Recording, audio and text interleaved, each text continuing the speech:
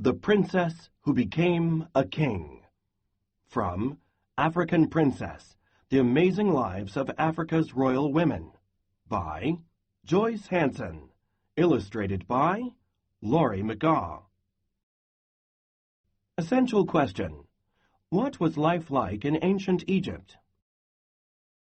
On a hot day in 1922, there was great excitement at a dig site in what had once been the Egyptian city of Thebes. The archaeologists had stumbled upon a pit containing hundreds of pieces of ancient granite statues. Some of the pieces were as small as fine gravel. Others were so huge that a crane was needed to lift them. The head archaeologist, Herbert E. Wenlock, said later that putting the fragments together was like working on 100 jigsaw puzzles, each one with pieces missing. The statues were of a pharaoh wearing the traditional kilt and crown, as well as the beard of an Egyptian ruler. But the pharaoh's face was that of a woman. This limestone bust of Hatshepsut, wearing a pharaoh's beard, was once part of an 18-foot statue that stood in the temple at Deir el-Bahri, where her tomb was housed. On some of the broken columns, the dig team found the name Hatshepsut, written in hieroglyphs.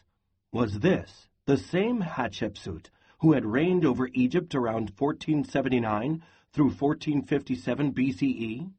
Herbert Wenlock knew that her empty burial tomb had been found a few years earlier at Deir el-Bahri, but that her mummy had yet to be discovered.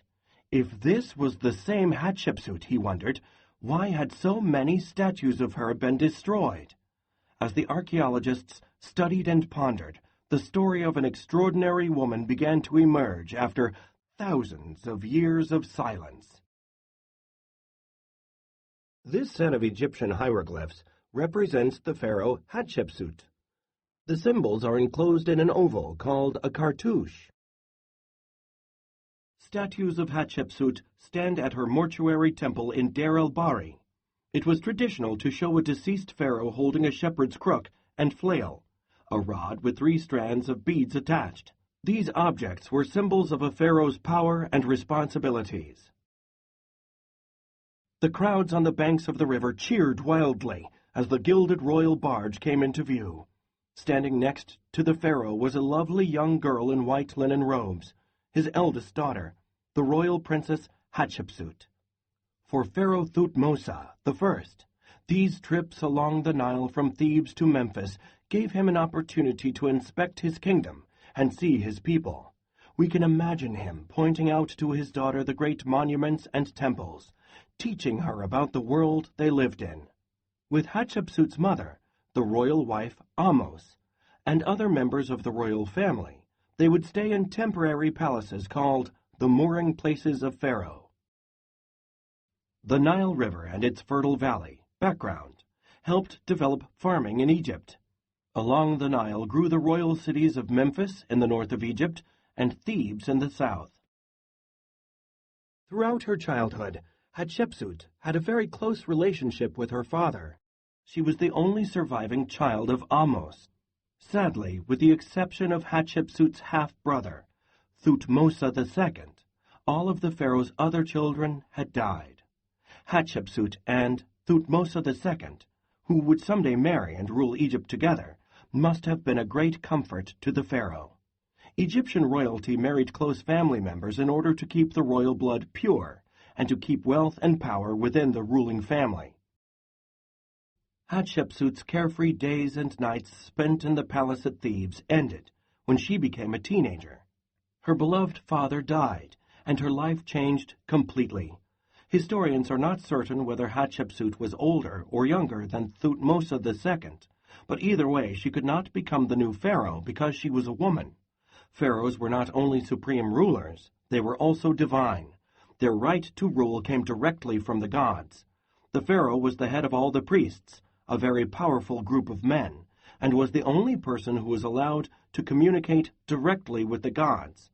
Next in line to be the new pharaoh was Hatshepsut's half-brother Thutmose II.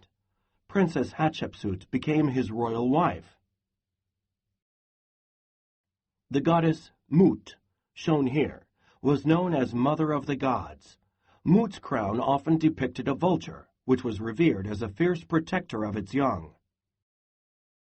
Ancient Egyptians worshipped the god Amun as the king of all gods. Hatshepsut probably accepted her marriage to Thutmose II as her duty. If she refused to marry him, the Theban royal family would be weakened, and other people would try to claim the throne. She was only 14 or 15 years old when she married, but, like her father, Hatshepsut had a deep sense of responsibility. Childhood things were put aside, and she gracefully stepped into her role as the king's great wife, although she preferred the title God's Wife of Amun. The title of God's Wife of Amun was politically important, as it gave Hatshepsut influence over the powerful priests and allowed the royal family to control the vast wealth and property of the Amun temples. In the years that followed her marriage, the young queen had a daughter, Neferure, whom she loved very much. As well as being a mother, Hatshepsut seems to have been a supportive queen and wife. She might even have shared power with her husband. This statue depicts Hatshepsut's daughter, Neferure, carried by her tutor, Senenmut. Senenmut served as a trusted advisor during Hatshepsut's reign. Analyze the text. Conclusions and generalizations. What inferences can you make to determine why Hatshepsut crowned herself as pharaoh? What text evidence supports your conclusions? Unfortunately, after a short reign of 3 years, Thutmose II died, and his son by a lesser wife, Thutmose III, became the new pharaoh. There was one serious problem. He was a small child. Hatshepsut was appointed queen regent. This was not an unusual situation. In the past, Egyptian queens had acted as regents, governing for their young sons or other male relatives. But Hatshepsut was different.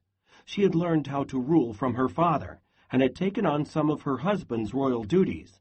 For her, it must have seemed as though the gods had intervened in her life. She was finally going to be given a chance to rule on her own, at least until the young pharaoh was old enough to govern. Although she was only 17 or 18 years old when her husband died, Hatshepsut was a successful ruler. She knew from her years at court how to deal with the important priests and nobles who helped run the country. Maybe it was a sign of things to come, but she had 2 obelisks built while she was queen regent. When these massive columns were completed 7 years later, she did something that had never been done before. Hatshepsut had herself crowned as pharaoh. Almost every pharaoh from the 16th century BCE to 30 BCE added buildings, walls, or monuments to the Karnak temple complex, a religious site at Thebes. Hatshepsut's obelisks. Towering almost 100 feet into the sky, one of 2 massive granite obelisks that Hatshepsut erected at the Temple of Amun in Karnak still stands, at right in photo, beside one built by her father. They were carved without any iron tools, and no one knows for certain how the Egyptians managed to raise them. Egyptian obelisks have been the model for many other structures, including the Washington Monument, which is almost 6 times taller than Hatshepsut's obelisk. Hatshepsut became one of only a few female pharaohs to rule Egypt in 3,000 years of history. She must have been confident, smart, and fearless to take such a bold step. She also must have had supporters among the powerful nobles and priests at court. Hatshepsut had obviously earned their respect and confidence. This would not have been an easy thing to do. She would have had to convince them that a female pharaoh would not anger the gods and bring terrible hardship to the Egyptian people. Hatshepsut's reign did not bring down the fury of the gods. Historians believe she ruled for 15 years, bringing peace and prosperity to her people. As a pharaoh, she is best known for her monuments at Karnak and Deir el-Bahri. Hatshepsut was a builder. From the time she sat at her father's side gazing at the pyramids of Giza, or visiting the temple complex at Karnak, She understood the importance of building monuments and temples to the gods. For the ancient Egyptians, life was a preparation for death, leading to eternal life in heaven. However, the Egyptians did not want to be forgotten on earth. They left grand monuments behind, so that they would be remembered forever. The 3 pyramids of Giza are located near the modern capital of Cairo. They were built 7 to 10 centuries before Hatshepsut's reign to house the mummies of Egyptian rulers. Hatshepsut understood the importance of building strong trade relationships with other countries. She sent a mission to the fabled land of Punt, thought to be located in present-day Ethiopia or Somalia. The expedition returned from Punt with valuable goods such as gold, ebony, ivory, and myrrh trees, used for making incense. Hatshepsut was so proud of the successful mission that she had the entire story of the voyage carved on the walls of her mortuary temple.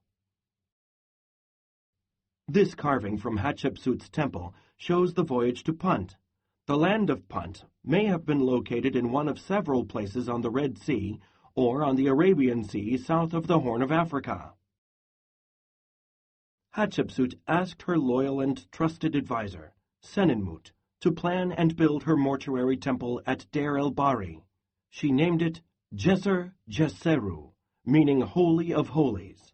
Nestled near her father's burial tomb, it was an elegant building. It was also very different from other styles of architecture at that time, just as Hatshepsut was so different from other women. 15 years into her reign, Hatshepsut again broke with tradition. She celebrated her jubilee. Normally, a jubilee was held 30 years into a successful reign.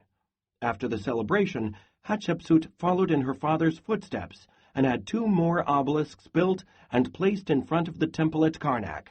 One still stands there today. Hatshepsut's splendid mortuary temple at Deir el-Bahri.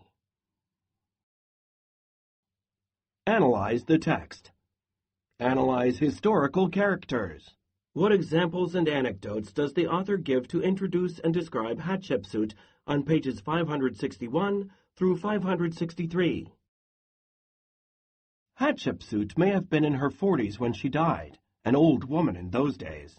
For years, scholars believed that Thutmose III was so angry at his aunt for crowning herself pharaoh that he knocked down her statues.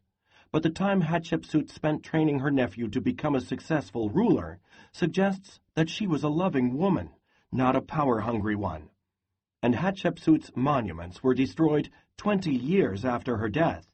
If Thutmose III had been angry with Hatshepsut, why did he wait so long to erase her memory? And why didn't he destroy the images and statues that showed her as a princess and a queen? Perhaps Thutmose III was having political problems, and his throne was threatened. Maybe he destroyed anything that depicted Hatshepsut as pharaoh in order to show that there was a direct line of kings from Thutmose I and II to himself, with no Hatshepsut in between. We will probably never know who destroyed her statues or why. What we do know is that Pharaoh Hatshepsut can now take her place among the great kings and builders of Egypt. The mortuary at Deir el-Bahri honors both Hatshepsut and the goddess Hathor, shown here. Ceremonial occasions celebrated Hathor as a joyful, loving protector of women. Analyze the text. Cause and effect. What effects did Hatshepsut's reign have on Egypt's history? How do these effects help you better understand Hatshepsut's importance in history?